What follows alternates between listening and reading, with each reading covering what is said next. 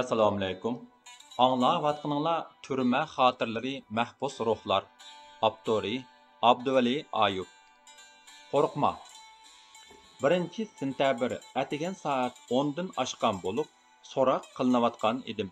Tuyuqsiz bir saqchi kirib, "Alloh bizni bu zaminga xalifa qilib yaratgan" degan jumladagi xalifa, zamin degan so'zni Xitoychaga qandoq tarjima qilsa muvofiq bo'lganligini so'rab kiribdi.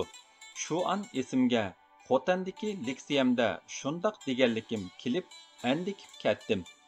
So'roqchilarmo maslahatlashib olgandekla manga qaradi. Qaraganda so'zlagan leksiyalarim tarjima qilinayotgan bo'lsa kerak. Men darhol sagaklashib, u jumladagi xalifa degan so'zni vakolatchi, zamin degan so'zni yer shari degan ma'noda Xitoychaga tarjima qilib berdim.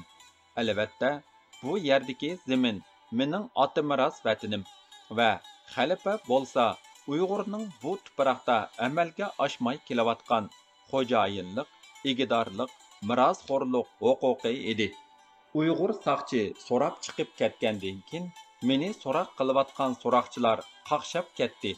Ularning aytishicha, yaqindan beri xizmatga chiqqanlar ichida Uyg'urcha o'rgangan Xitoy saqchilar va Xitoycha o'qigan Uyg'ur saqchilar ko'payib ketganmish. Ular Uyg'urchani tuzuk bilmasmish. Xetini o'qig'ili bo'lmasmish. Men darhol fursatni chang tutib, nima uchun ona til ma'rifining va tilimizni qo'g'dashning ta'xirsizligini qistirib qo'ydim. Ammo ichimga bir qo'rqinch tushdi. 2013-yili may oylarida Bag'ri Illa Xotanda leksiya so'zlagan edim. Men so'zimni Allohning insonni zaminga xalifa qilib yaratganligini, eng chiroyli siyoq va daxlisiz izzat ato qilganligini, islomda bir insonning qimmati barliq insonlarning qimmatiga barobar qilinganligini, Rasulullohning insonning hurmatini Makkadan ustun qo'yganligini ta'kidlab boshlagan edim. Ondan Uyg'urlarning mushu aqidaga amal qilib yashab kelgachga, odam odamga mehmon, jon tanga deb qaraydiganligini, tarixda bir mo'mayning tavarruk uyini chaqmaslik uchun poytaxt Qashqardagi Yitgohning darvozasiga bir mihrobning kam chiqarilganligini so'zlagan edim. Men yana Qur'onda odamning tili bo'lganligi va shaylarni tasvirlab beralganligi sababli farishtalarning sajdasiga loyiq bo'lganligi, shunga Uyg'urningmi tili bilan izzatlik, tili bilan ustun bo'lmasa, millat sifatida hurmatining bo'lmaydiganligini sharhlab leksiyamni boshlagan va shunda xulosa qilgan edim. Xotan Uyg'urlari to'limu taqvodor bo'lib, masalalar diniy nuqtadan yo'ritilganda singishlik bo'ladi. Xotandagi ona til fidokorlarimiz alohida qizg'in bo'lib, bu yerda bir yasli qurish tayyorligi putay deb qolgan edi. Ammo Xotanda bizga agashgan ona til ma'rifi tarafdorlari bilan yoshurun diniy ma'rif tarafdorlari orasida keskin raqobat mavjud edi. Men bu ikki iqimni birlashtirishni maqsad qilatdim. Kishilarda dinimizni qo'damduq, tilimiznimi degan munozara davomlashyotdi. Bir qism yoshurun diniy ma'rif bilan mashg'ul do'stlar meni o'ziga raqobatchi, xiris qilg'uchidek ko'rib olgan edi. Men tilimiz orqali Uyg'ur madaniyatiga 1000 yildan buyon yo'g'rilib ketgan dinimizni qo'g'dig'ili bo'ladi deb qaraydim. Rost degandek, so'roqchiga heliqi so'zlarni tarjim qilib bergan kunning atisi Xotandagi leksiya haqida qo'rqinchli tahdidlar va mudhish oqibatlar bilan ogohlantirilgan so'roq boshlandi. U chaqda leksiyani ona tilining nima uchun muhimligi, ona til yaslisi qurishning nima uchun ta'xirsizligi haqida boshlagan bo'lsam-mu, asli tema yaslilarda hal qilinmagan 4 masala edi. Allohga shukri, so'roq tarjimonlar bak to'liq tushunib ketilmagan xalifa, zamin haqida bo'lmadi. Menmu asli tema bo'yicha tushuncha berdim. So'roqda kim tashkilladi, kimlar qatnashdi va nima so'zlading, nima maqsadda so'zlading degan 2 savol qayta so'raldi. Og'zim bu savollarga yumaloq javoblarni berayotgan bilan Ko'nglim Allah bizni bu zaminga qul emas, xalifa qilib yaratgan degan jumlamni so'rab qolsa, qandoq tushuntirishda edi. Xotandagi leksiyaga 4-500 odam Qaraqashda uyushtirilgan yig'ilishga 100 dan ortiq odam qatnashgan edi. Buni kimning tashkillab, kimlarning qatnashganligi tafsili so'ralsa, chetiladigan odam texmo ko'plab, uvolchilik texmo ig'irlab ketadi. So'roqda gapni har qancha qamlashtirib qilayotgan bo'lsammi, Allah bizni bu zaminga hur yaratgan, hurlik uchun yaratgan deb boshlagan leksiyamdan ansiraydim.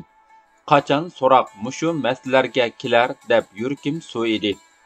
Agar xotandagi leksiyam qutratqulik qilmishiga tava qilinsa, bu sabablik menga ortildigan jinoyat bo'lgunchilikka qutirtish deb bektilatdi-da, men sabablik avarchilikqa uchraydigan do'stlar ko'p bo'ladi.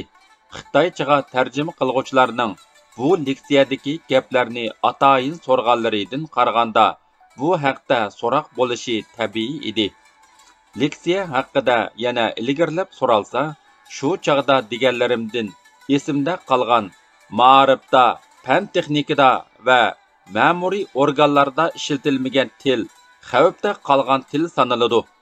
Til huquqi bo'lmagan millatning boshqa har qanday huquqining borligidan so'z etish behojat deganga o'xshash so'zlarimni izohlashga majbur bo'latdim.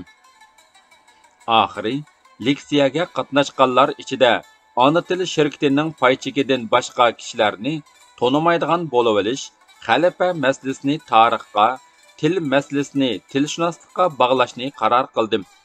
Tushdim burunqi so'roq nutqlarimdagi qutratqu mazmunlarni va sheriklarimni yavaşlık bilan iqror qilish haqidagi tahdidlar bilan oyoqlashgan bo'ldi.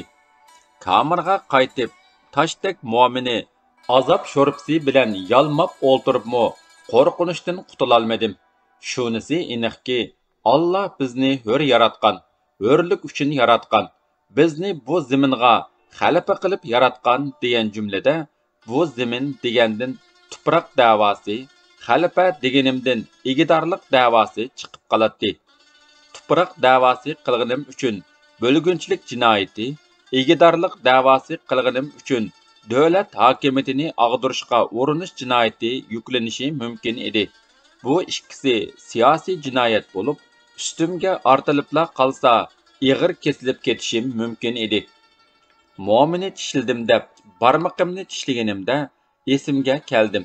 Qarasam, oldimda tavoq, xolaning oldida o'ltiribdiman. Biri sharqirtib segili turibdi. Ochiq suyduk purqi kamerni bir olgan edi.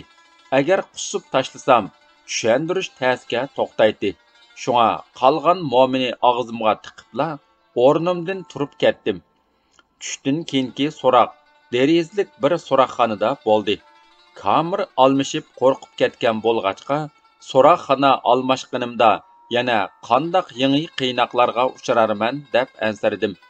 Bu so'roqxonaga sap solsam, boshqa bir yangi qiynash uskunasi bordek qilmaydi.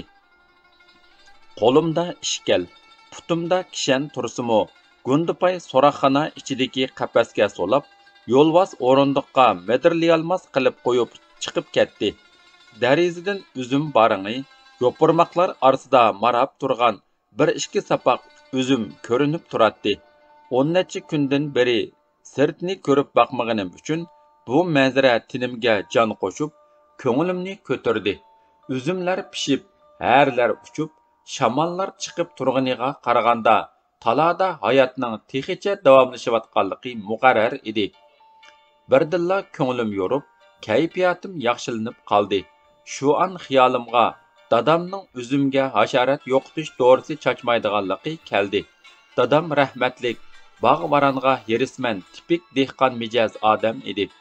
Bizning hovlimizda ko'zlari qip-qizil, sapsariq uzumlar pishib, may bog'lab ketadi. Uzumga amroq harilar hovlimizga yig'ib ketadi. Anam doim hara yo'qitadigan dori oladi. Dadam bo'lsa uni pirqirtib o'g'ziga cho'ritadi va "Har yesin, shu jonivormi hammani yeb ketmaydi. Yesa o'zining rizqini yeydi. Hardan oshqini bizning" deydi anamni teriktirib.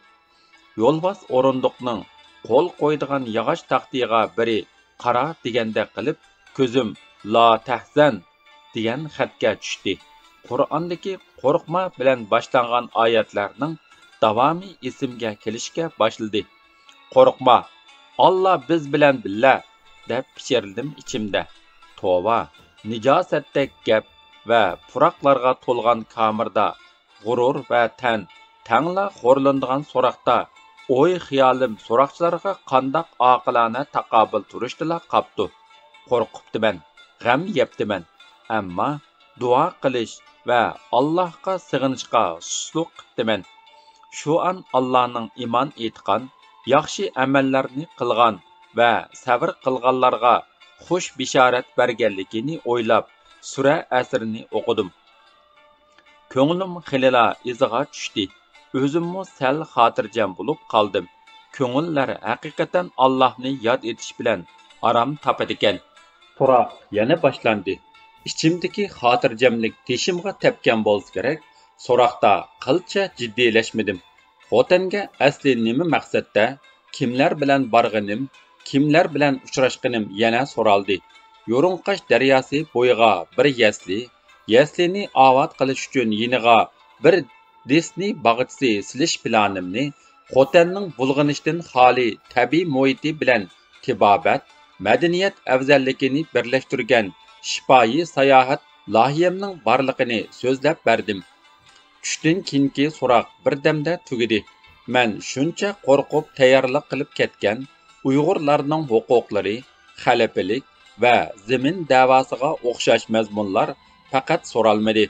Teshimda Alloh deb yurgan bilan ichimda donishmandlik kesilim qo'zg'alib, o'zimni aqlliq chog'lab, ziyoda sezgurlashib ketganligimga o'kindim. Qamoqda yotqanga texi 10 necha kun bo'lmayla o'zimni jinoyatchi, qilganlarimni jinoyat deb his qilib, jinoiy qilmishlarimni oqlashga tirishib, ulgurganligimga ochiq kuldim.